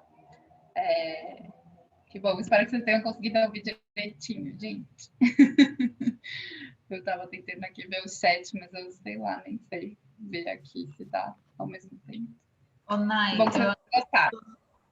Desculpa, se você puder passar o link pra gente depois, ele tem acesso assim, YouTube, alguma coisa assim? Tá no YouTube, tá lá no Engaja Mídia, mas eu vou passar para vocês o link. Vou passar tudinho para vocês. Mas então é isso, né? A gente, como parte da campanha, a ideia era realmente a gente conseguir colocar para o mundo, né? Porque foi uma campanha internacional também que a gente fez parte, tanto que tinha lá as legendinhas, né, em inglês, porque a gente realmente queria colocar para o mundo essas diversas vozes, né, da água no Brasil. Então, são diversas realidades, às vezes uma mais difícil que a outra, e a gente não tem muita noção disso, né? Principalmente se a gente está aí no meio urbano, apesar de que hoje, mais do que nunca, né, a gente vem sofrendo todas as muitas consequências aí das mudanças climáticas, né, aumento de temperatura, como o nosso amigo Ícaro já colocou muito bem, mostrando aí todos esses impactos, enchentes, enxurradas e afins, faltas de escoamento. Então, era um pouco dessa intenção que a gente queria também com a campanha. E aí, lá no site do Engaja também, posso passar o link para vocês, mas não sei se todo mundo aqui já acessou o site, gente, acessem, ele tá lindo. Mas ele tem também, assim, todas não, né, mas muitas fotos também da campanha que a gente fez, das nossas ações de ativismo, ações de sensibilização, e, enfim, conto com mais detalhes, né, sobre como aqui era realmente para contar rapidinho. Lá no site tem isso direitinho. E aí eu queria só falar para vocês assim também, porque acho que isso pode ajudar vocês, mas eu coloquei aqui, a gente lembra que eu falei, né, que a campanha ela teve 2 fases, então a segunda fase ela foi muito voltada para a participação no Fórum Mundial da Água, que rolou lá em Brasília. E aí a gente, como campanha, né, a gente pensou em alguns dos nossos principais posicionamentos mesmo, que a gente queria levar para esse espaço. Então a gente participou, né, do fórum, que é um fórum, inclusive é um dos nossos posicionamentos, mas é um fórum que ele não é ligado ao sistema ONU, né? Então, como a Conferência Habitat, por exemplo, como outras conferências que a gente tem, que a gente participa aqui dentro do Engaja. Então, foi a primeira participação do Engaja no fórum, foi super legal.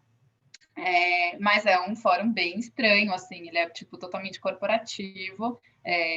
Então, isso, inclusive, foi um dos nossos pontos aí de posicionamento que vocês vão ver depois, mas quis só colocar aqui para vocês, assim, que na época foi um pouco do que a gente pensou, assim, como principal mesmo, que a gente queria levar para lá, e sempre nessa linha, né, de levar a perspectiva dos jovens e de fazer com que isso seja incluído nas nossas políticas públicas, né? Então, a ideia de que a água não é mercadoria, que é direito humano, os planos municipais de segurança hídrica. Então, o Engaja, na época, a gente estava muito em parceria com o pessoal que chama Aliança pela Água, que é uma aliança de várias organizações, assim, mas que estava trabalhando especificamente em São Paulo como piloto mesmo para esse plano municipal de segurança hídrica, lá nas campanhas eleitorais de 2016. Então, a gente, com, enfim, muito trabalho, assim, conseguiu a aprovação desse plano.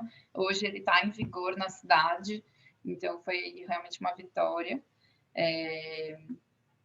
Posso mandar o link também para vocês, se vocês quiserem depois. Mas tem a questão do saneamento, claro, transição energética para fontes renováveis e limpas, né? Porque hoje isso é um dos principais impactantes aí dentro dos nossos recursos hídricos. A questão do... Ai, caramba, não sei mexer aqui. Bom, proteção dos territórios, né, povos, e aí muito na perspectiva dos povos indígenas, povos tradicionais, comunidades que fazem realmente a proteção desses territórios, e aí também ajudam muito na preservação dos nossos cursos d'água e também das nossas...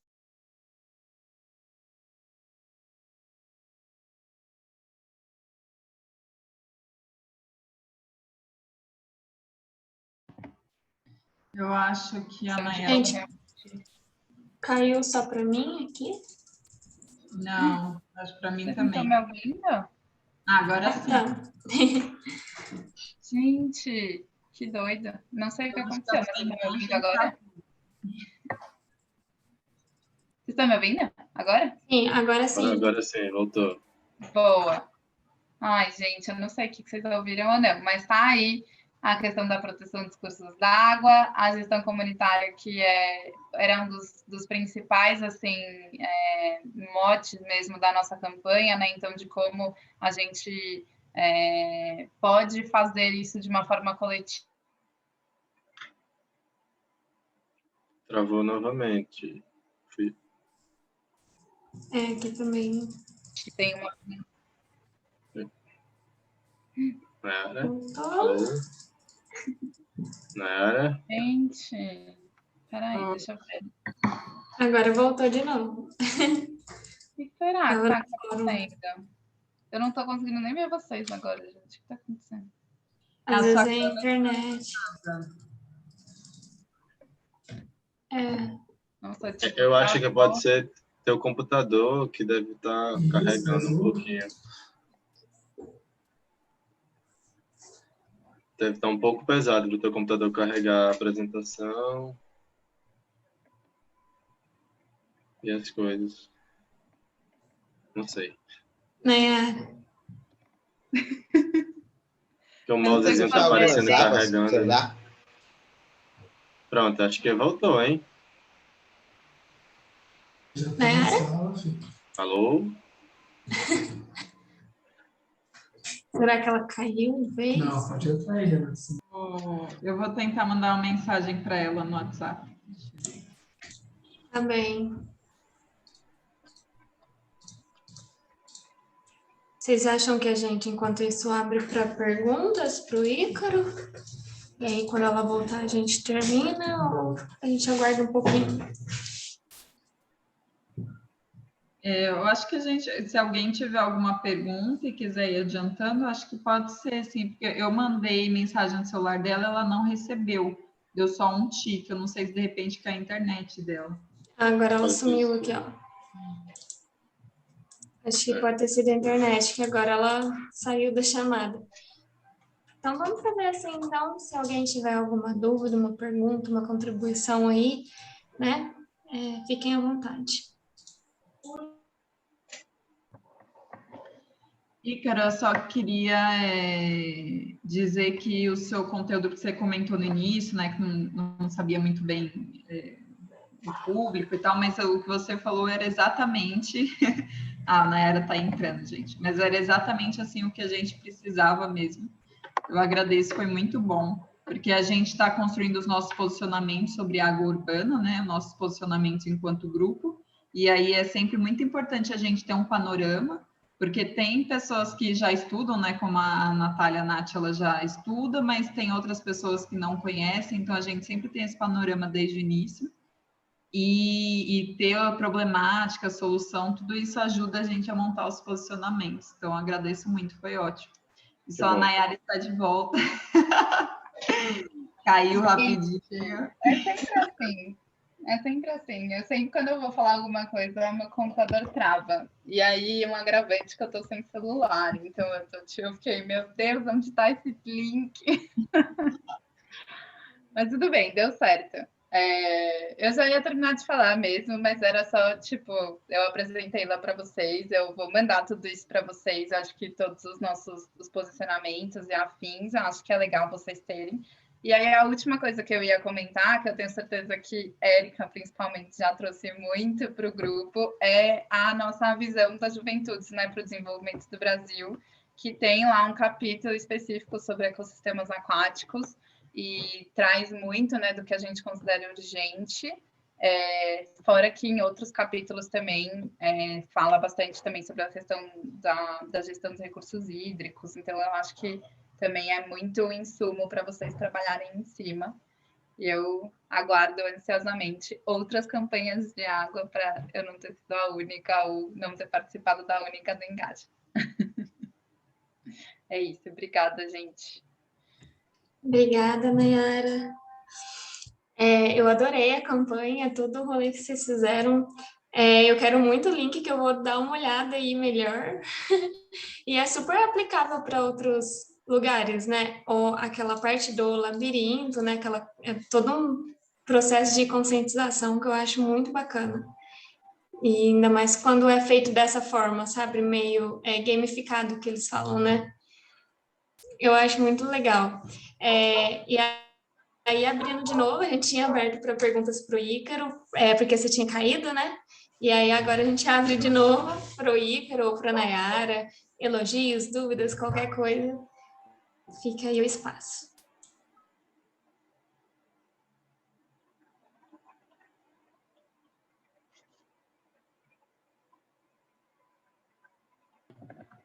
Queria fazer só mais um comentário, aproveitar que não surgiu perguntas. Eu acho muito legal essa questão também que o Ícaro trouxe, a Nayara comentou também, do saneamento e resíduos sólidos, né? Porque a gente também já construiu posicionamento sobre esses dois temas e eles estão muito interligados com águas urbanas. Eu acho até importante a gente olhar na construção dos posicionamentos de águas urbanas, olhar para o que a gente já construiu desses outros dois temas. Porque eles se interligam de alguma forma, né? Se alguém tiver pergunta, a gente fica à vontade para escrever, falar. Eu gostaria de fazer uns comentários aqui sobre o que a Nayara falou. Primeiro, parabenizar, assim, porque acho que muitas das coisas, das problemáticas, a gente vivencia muito no nosso dia a dia, no alagamento, no enchente, mas às vezes falta muito isso, as ações, a gente começar a agir. Então, todos os movimentos que trabalham em prol de colocar as coisas em prática são super válidos, né? Eu acho que se a gente tem essa oportunidade, tem essa consciência, tem esse tempo, tem esse interesse, qualquer ação, por mais pequena que seja, desde, sei lá, a gente está falando de águas urbanas e que está tudo interligado, mas a partir do momento que eu separo o meu resíduo, que eu destino corretamente, que eu faço uma compostagem em casa, eu evito que esse resíduo vá para a rua, que tampe um bueiro, que gere um enchente. Então, assim, são pequenas ações que têm um impacto e contribuição muito grande. Mas, da mesma forma, se você conseguir se empoderar e entrar num grupo de trabalho e fazer movimentos, participar, como a Nayara vem fazendo, isso aí é super, super válido também. Eu acho que a gente tem que ter mais ações práticas mesmo para as coisas começarem a andar, porque durante muito tempo a gente meio que só ouvia falar dos problemas, e poucas coisas de fato iam se concretizando, né? Iam tendo leis, iam tendo movimentos e tudo mais, mas as coisas não saíam do papel. E aí eu sinto que, não sei se é porque os caminhos que eu estou norteando, caminhando, eu estou sentindo isso, assim, mas... E no dia a dia também, na vivência, mais ações práticas, assim. Sei que ainda não é o ideal, nem o que a gente precisa, de fato, para ver uma mudança significativa e concreta, mas tudo começa com o primeiro passo e com essas ações, né? E fico muito feliz quando a gente está participando desses grupos de trabalho, desses grupos de ações, desses movimentos e tendo atitudes práticas para solucionar problemas concretos na qualidade de vida da gente. E aí eu acho que isso é muito importante, principalmente na questão social, quando a gente sabe que nem todo mundo teve a capacidade, ou tem o acesso de ter o conhecimento de interpretar as coisas como a gente interpreta e aí poder mudar sua realidade. Porque, em virtude do sistema social que a gente encontra, do momento social que a gente vive, muitas das pessoas não têm nem sequer a oportunidade, nem o tempo de parar para pensar e refletir sobre isso. Elas estão tão preocupadas, muitas delas, em sobreviver, né? Em ter o que comer, em ter onde morar hoje, que não, de fato não tem tempo para pensar nesses problemas e nessas soluções.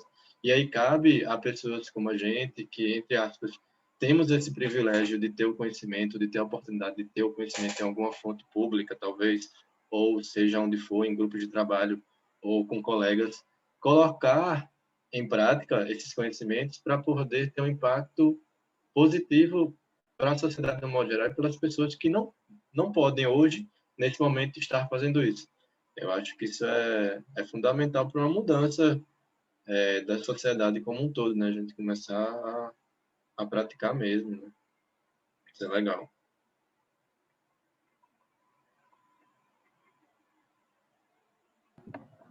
Né, foi muito legal você trazer essa campanha do Engaja. Acho que a gente quis trazer assim para realmente colocar na prática, sabe, o que pode ser feito, até pela gente mesmo, né, pelo Engaja, o que já aconteceu, que a gente pode até fazer talvez alguma atividade, alguma campanha a partir dessa campanha que já existiu, né?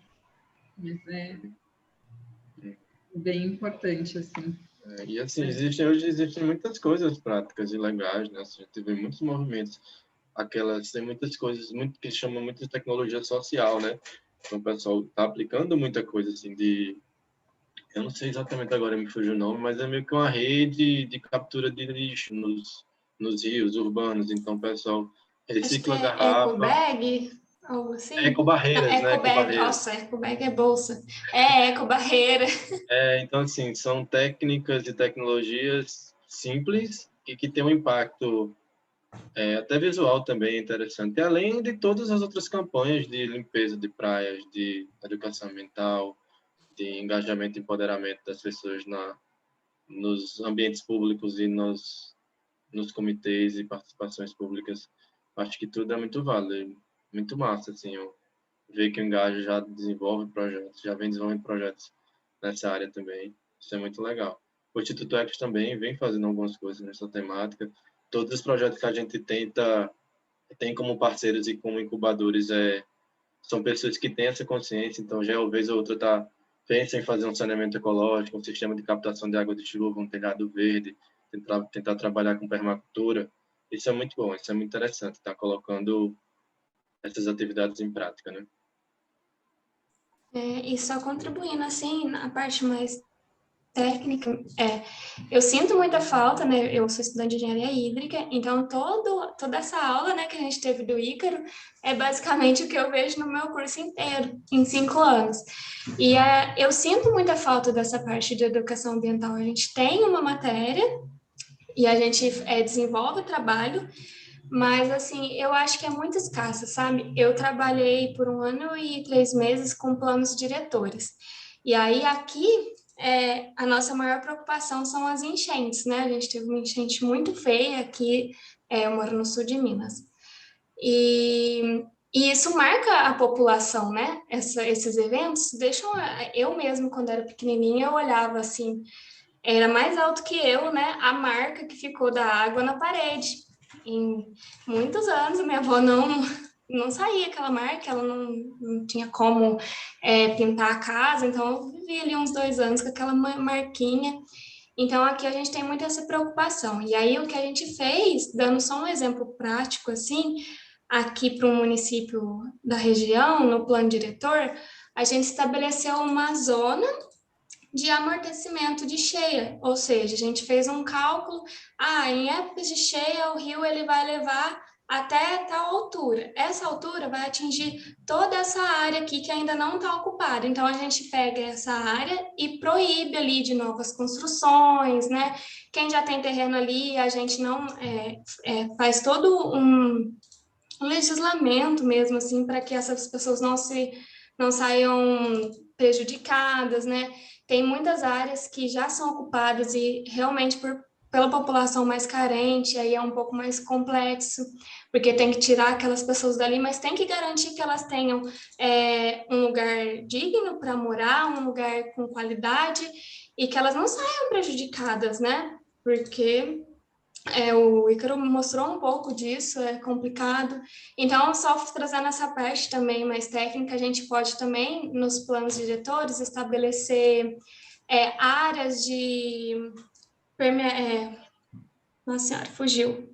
Infiltração, né? Então, você vai construir uma casa, seu terreno tem que ter 1% de área para a água infiltrar. São essas coisas técnicas que eu vejo muito e que eu acho que eu sinto muito falta, né, durante a graduação e durante o meu trabalho também, dessa parte da questão de conscientização ambiental, que é o que a Nayara trouxe, e é muito importante mesmo. Até para o pessoal entender, por que aquela área ali eu não posso ocupar? E às vezes o pessoal não entende, a gente faz audiência pública e a gente explica certinho, mas realmente o pessoal não tem o privilégio que às vezes alguma parte da população tem de ter acesso, né? Então eles não entendem, eles falam, não, mas eu quero ocupar aquele lugar. Aí a gente fala, não, mas é que aí daqui 2, 3 anos pode vir uma chuva e você pode sair prejudicado. Essa é uma das ações que a gente tomou. E então eu acho que essa parte de conscientização ambiental, ela ajuda muito, até mesmo depois para a gente chegar e explicar para a população a parte técnica que a gente está fazendo, né? É mais isso mesmo. E realmente não é fácil, tem que falar uma coisa muito complexa e envolve muitas coisas. E às vezes as mudanças, infelizmente, só acontecem quando você tem um impacto real na sua vida, tipo, encheu que não deu, que você perdeu muita coisa.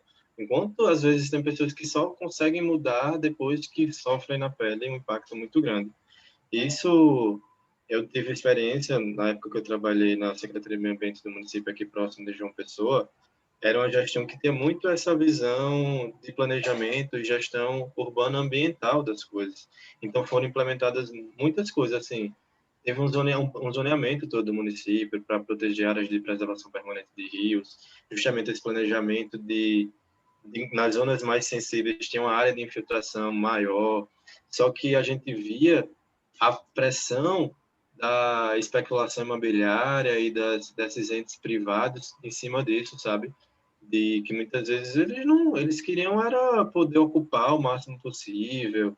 Muitas vezes eram pequenos grupos de construtores na cidade que faziam um alarde imenso, sabe assim, muitas vezes. Então assim, é um tema muito complexo que envolve uma sensibilidade muito grande, mas eu acho que muitas dessas coisas começam a se vencer a partir do momento que você trabalha educação ambiental, consciência ambiental, as pessoas começam a ter mais noção mesmo de como funcionam as coisas, né? Porque acho que entra dentro daquilo que eu disse, a gente tá, e que a Nara falou, tá tudo tão no automático, eu aperto um botão, acende uma luz, eu abro uma torneira, sai água, eu estou preocupado em ganhar dinheiro, que você esquece do planeta Terra, do que você faz parte de um macro-organismo. O planeta Terra é um macro-organismo que você, junto com outros seres, tem uma função maior, né, velho? E às vezes a gente acaba esquecendo disso. É tão egoísta ao ponto de que é meu, sou eu, e enfim, enquanto a gente não começar a ter mais essas consciências e começar a impactar as outras pessoas, de abrir esse olho para isso, né, velho? Que é só essa terra, velho. Tem que ter só essa terra que é a nossa casa, e mesmo que tenha outra, tipo, qual é a probabilidade de eu sair daqui e parar em outro planeta? Não, é aqui, velho. Não tem isso, não. Vamos resolver aqui. Velho, não, mas... É engraçado Não o que você falou da especulação imobiliária, porque quando a gente fez a primeira proposta, só para a galera ter uma noção de como que é isso, os empreendedores começaram como que fala quando você deposita terra para você aumentar a altura do terreno? Aterrar. Eles começaram a aterrar os terrenos para aumentar a cota e aí fugir, né, da nossa área por cota. Então a gente teve que refazer e realmente quando eu acho que isso também é importante, a gente tem as audiências públicas que todo plano, o plano diretor municipal, o plano de saneamento, todas as cidades, elas têm que fazer, né? Pelo menos as maiores. Então, e a população, ela tem que participar disso, né? não sei se, acho que não é todo mundo que sabe, mas a gente tem esse direito de ir nas reuniões e de palpitar e falar, e quem está fazendo isso também tem que consultar a gente. E a gente faz muito isso aqui. E é o que eu falo, a gente faz muita questão de, quando a gente vai levar tudo isso para a população, a gente esmiuçar bem certinho, explicar tudo, às vezes trazer, igual você trouxe uma contextualização, desde o mais básico, porque é muito importante, sabe? E realmente não tem outro lugar, a gente não pode também deixar isso só na mão, né, da especulação imobiliária. A gente precisa levar isso para as pessoas que realmente são afetadas quando acontece alguma coisa, porque é a população mais vulnerável que é afetada, principalmente pela falta de saneamento básico, na questão do esgoto e de doenças, essa população que sofre com as enxurradas e também com a seca, quando tem, né? Então, realmente é muito isso, e eu acho que é isso que é o bacana de você ver essa temática das águas, né? Porque elas envolvem muito mais do que a gente pensa, né? Tá aí o resíduo, às vezes a gente não pensa, e o resíduo tá aliado a isso. E é isso. Com certeza. Esses espaços, esses momentos de audiência pública, eles são muito importantes mesmo. A gente, infelizmente, não tem o hábito de participar, mas são fundamentais, assim. Dos momentos que eu pude participar do lado de cá, né, no lado de elaboração de projetos, foi muito enriquecedor, todos os momentos e todas as audiências, para a própria consolidação e construção dos projetos, sabe? Eu lembro que... E eu sentia que a população das zonas rurais eram as mais participativas. Quando a gente ia para a zona urbana, olha que engraçado, né? Onde tem a maior concentração de pessoas, onde a gente conseguia, entre aspas, divulgar mais, difundir mais, aqui até a audiência, e era o que tem a menor participação das pessoas. Em contrapartida, nas zonas urbanas, era onde ia uma maior concentração de pessoas e elas debatiam, discutiam e apresentavam soluções de melhorias do projeto. Então, a gente, às vezes, como técnico, pensava numa coisa, via alguma coisa, mas eles lá que estavam sentindo na pele que sabia qual era a maior necessidade imediata deles. Sei lá, tinha um caso de uma comunidade rural que a gente estava debatendo lá a questão do plano de saneamento e ele, ó, a medida mais emergencial e urgente que a gente precisa aqui é uma rede trifásica, porque a gente trabalha com coleta de água de poço e a gente não consegue ligar bomba, porque não tem uma rede trifásica, não dá para ligar uma bomba grande para resolver o problema de abastecimento de água. Então, tipo, foi no diálogo, foi vendo a necessidade dessas pessoas que a gente constrói coisas concretas, né? E talvez eu acho que essa participação esteja muito ligada a essa questão de que ainda nas zonas rurais as pessoas vivem mais em comunidade, né? Então eles têm mais pertencimento àquilo e tentam se engajar e se empoderar mais. Na zona urbana a gente está muito nisso do egoísmo, do eu, das minhas coisas ali e acaba não vivendo em sociedade, em comunidade e acaba perdendo muito, né? Acho que muitos dos problemas que a gente tem hoje na cidade é muito em função disso, assim, desse egoísmo social, de cada um é o seu, não sei o quê, e não tem muito esse coletivismo, essa comunidade, né, que a zona rural tem que ter para a própria sobrevivência daqueles povos. Né? Se você já está tão isolado num ambiente, assim, entre aspas, que exige um pouco mais de manejo de traquejo, viver em comunidade, em sociedade, se somar, se consegue sobreviver melhor, né, se viver uma qualidade de vida melhor. Mas, enfim, é basicamente isso. Se deixar, eu vou ficar falando aqui. Mas foi nos espaços mais assim rurais e também um pouco mais afastados assim desses grandes centros urbanos que a gente encontrou mais exemplos também dessa gestão comunitária, né? Que é realmente uma coisa que tem sido pregada mesmo para quem está trabalhando com água, para quem está olhando um pouco mais para essa questão que é de realmente, que nem lá um dos exemplos de uma das mulheres que fala lá no nosso vídeo, que é da comunidade mesmo se juntar e fazer um poço, né, ir atrás de como ter esse acesso à água. Então, não só isso, né, então a gestão comunitária ela é muito além disso. Acho que para quem tem interesse vale muito ir além, assim, e estudar mesmo, mas é uma alternativa bem legal, assim, né, de se juntar mesmo, se ver nesse coletivo e fazer junto, né? E aí, às vezes, politicamente também, porque aí você realmente tendo esse apoio da comunidade, você consegue ter mais força também para estar nesses espaços, para estar falando ali dentro, né, das audiências públicas ou de algum outro espaço, e aí você realmente tem esse respaldo de várias pessoas, né? Então, isso fortalece o movimento também. Quando vocês estavam falando isso, dessa questão das pessoas que geralmente que vivem em zonas mais rurais, estão mais próximas, né, se envolvem mais em comunidade e tal, eu fiquei pensando muito nessa questão da água, porque, por exemplo, a família do meu pai é de uma cidade pequena do interior do Rio Grande do Sul, que tem um rio, e todo mundo sabe quando o rio vai encher, quando o rio vai estar na seca, como o rio funciona, até que ponto do rio você pode... Existe uma relação muito grande com o rio, e existe assim, um conhecimento, um respeito, eles no verão vão nadar no rio, assim, existe essa conexão, sabe? E aí eu penso, sei lá, eu que nasci em São Paulo e vivi minha vida inteira aqui, a gente não tem conexão nenhuma com as águas, né?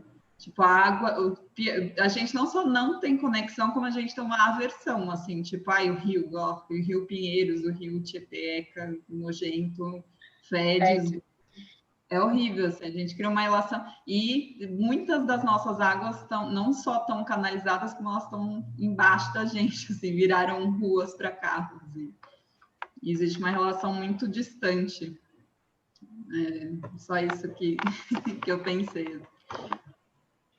Tem aquele projeto, né? Você que é de São Paulo, Érica, muito provavelmente você conhece, mas para quem não é daqui ou nunca ouviu falar, tem um projeto que chama Rios e Ruas, que eles trabalham justamente nessa ideia de olhar para as ruas, e aí é um projeto daqui de São Paulo, né? Mas ele olha para as ruas e enxerga todos os caminhos que os rios que foram soterrados fazem.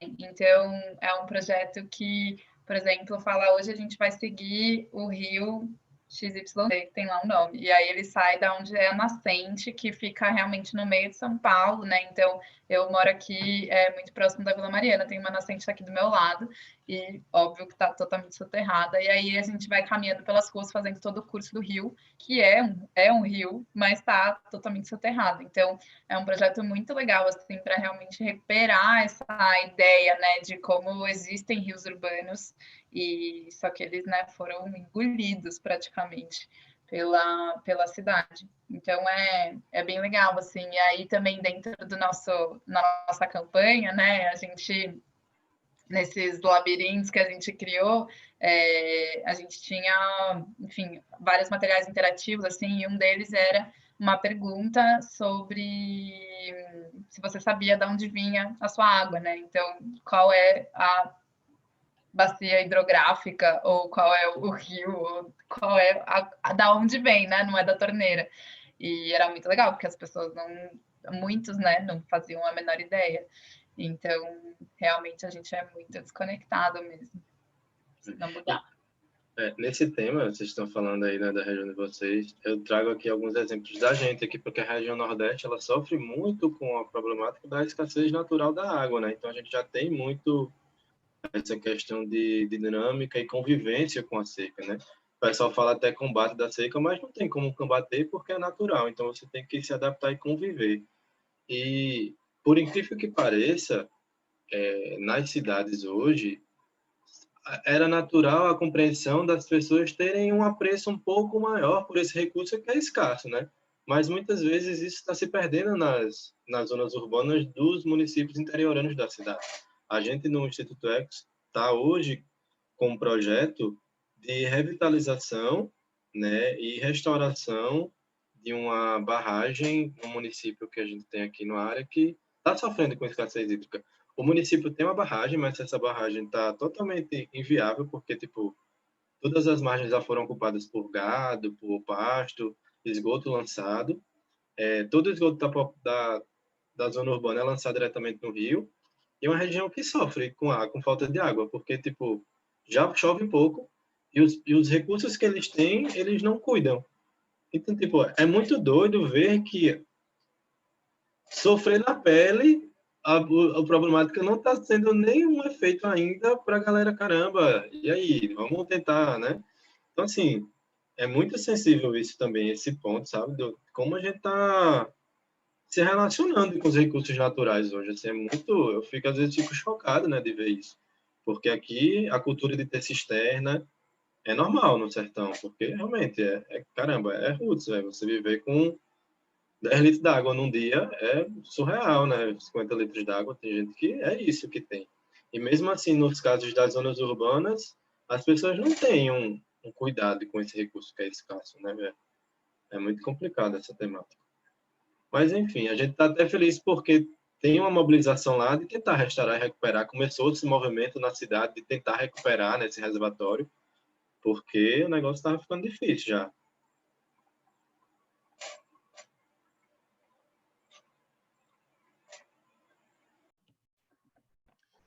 Gente, como já estamos chegando às 10 horas, a gente costuma sempre manter assim, esse horário de 2 horas de reunião no máximo, né? Aí eu queria só ver, se alguém tiver mais algum comentário, quiser comentar, pode ficar à vontade. E aí a gente vai encaminhar para o encerramento também.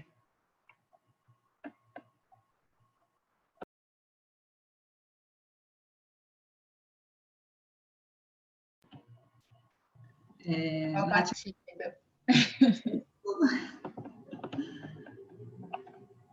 Eu não entendi, Nath, desculpa. Falei que o pessoal tá tímido, foi uma brincadeira. Mas eu acho que a gente, Nath, se você quiser encerrar. Antes eu queria agradecer a Natália por ter ajudado a conversar com o Ícaro e ter ajudado com o tema também. Muito obrigada. Ai, gente, imagina, foi um desastre, mas estamos aí para aprender, né? Mas fico feliz que tenha dado tudo certo, que o Ícaro conseguiu vir, que a Nayara conseguiu vir. Eu acho que casou muito as duas coisas. Gostei muito. Eu sou suspeita para falar, eu ia gostar mesmo do tema, não tem como.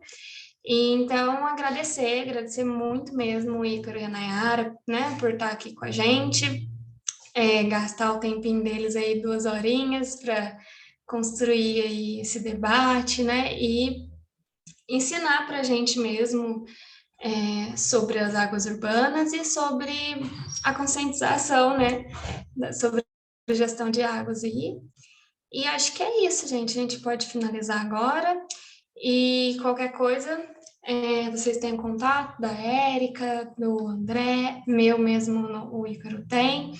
Espero que a gente possa se encontrar mais vezes, debatendo essas e outras temáticas que vão ajudar aí a gente construir um planeta melhor no futuro, né? Para todo mundo. Obrigadão. E boa noite. Obrigado, Ícaro. Obrigado, Nai. Boa noite, gente. Obrigada, gente. Boa noite, boa semana. Igualmente, pessoal. Tchau, tudo bom. Obrigada pelo convite. Beijos.